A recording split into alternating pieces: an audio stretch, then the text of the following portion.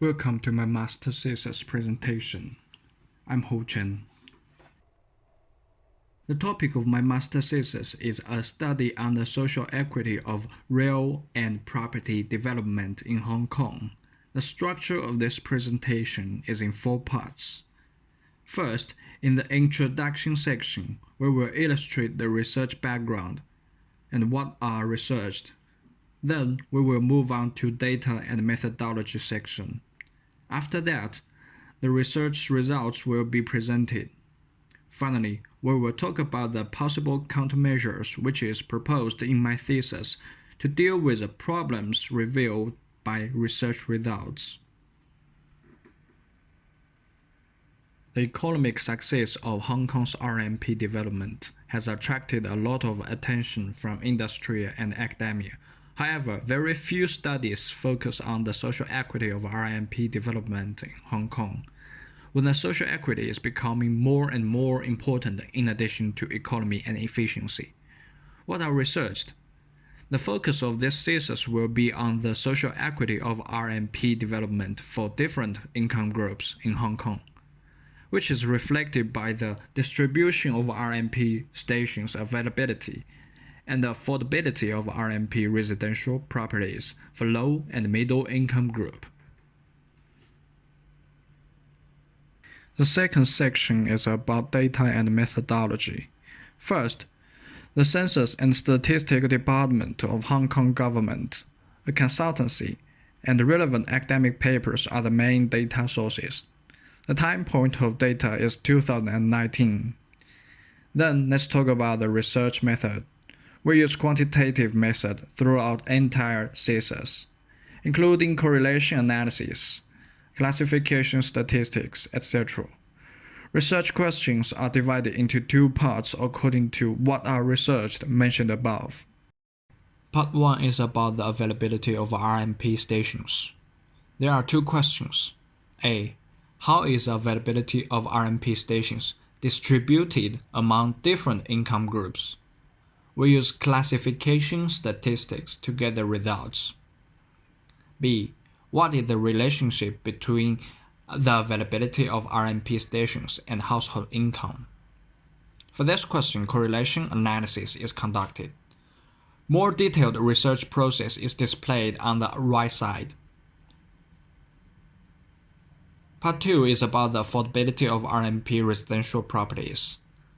How affordable are the RMP residential properties? Can low and middle income households afford the price of RMP residential properties?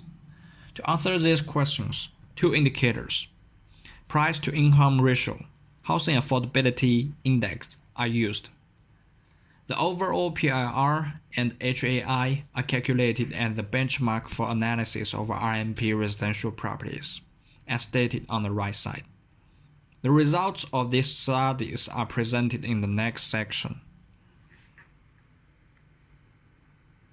The findings are divided into 2 categories, as shown on the left side.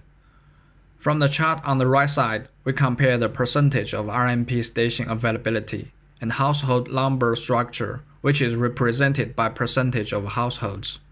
We can find the general distribution is similar. However, upon further observation, it can be found that the percentage of availability in the group less than 10,000 and the group 10,000 to about 30,000 are 1% and 2.4% lower than percentage of households respectively. And the percentage of availability in the group more than 30,000 is 3.4% higher than percentage of households.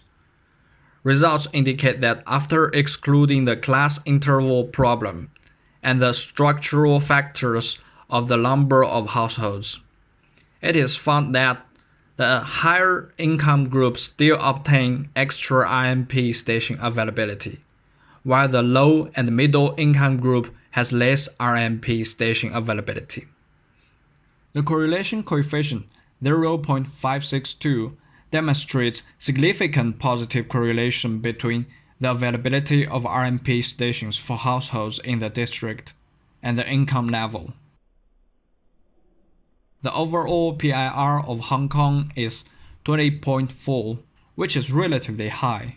However, the PIR of RMP residential properties is even higher, which indicate worse affordability of RMP residential properties. The HAI of RMP residential properties is 0.886, which is less than 1. This indicates low and middle income group cannot afford the price of RMP residential properties. Low and middle income group is at a disadvantage of RMP station availability. This disadvantage can affect career opportunities, the convenience of life, etc., which can further deteriorate the income level and quality of life, causing a greater gap between the rich and the poor. Regarding the problem of insufficient affordability of RMP residential properties, there is an efficiency problem. Low and middle income groups rely more on public transportation. However, they cannot afford RMP residential properties. Therefore, they have to live farther away from stations. This indicates the resource allocation is not optimal. Living farther away from RMP station continues to weaken the availability of RMP station for low and middle income group. To solve these problems, some possible countermeasures are proposed in the next section. First, public authority can utilize its monopoly position of urban planning to optimize the distribution of RMP stations and promote the equity of allocation. Second, adjustments to the RMP development model can be made to encourage provision of some economical public RMP housing. Third, financial support can be provided to vulnerable groups to improve their housing affordability. However, further researches about the effectiveness of these countermeasures are still needed. This is the end of my presentation. Thank you for your attention.